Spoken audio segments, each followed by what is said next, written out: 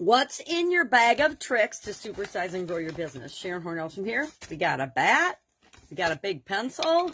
We got a mask.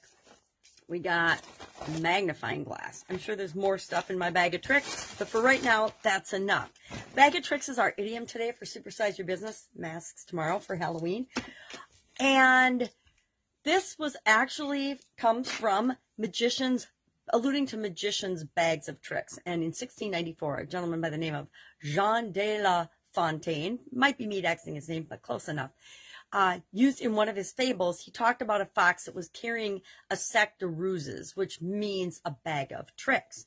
And to me, a bag of tricks is the skills and the abilities and the talents, the things that we use to grow and build and supersize our business. So how we serve our customers, how we market our business, who we are, how we show up as who we serve, all of those things can be considered bags of tricks. Because sometimes we need a bat to implement our tricks. Other times we just need to communicate in a way that works for the people that we're trying to communicate with.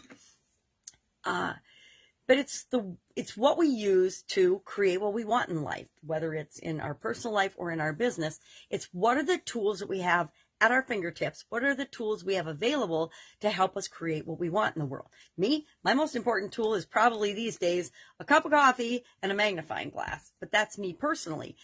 I've also got literally thousands of tools and strategies and skills and things that I've learned over the decades, yes, decades, that I can apply in different situations. I've got planning tools. I've got computer and software tools. I've got tracking and key indicators and audits and disk analysis. They're all tools that we can use to create the business that we want, to improve ourselves so that we can show up in the world in a way that is congruent with who we want to be and how we want to show up.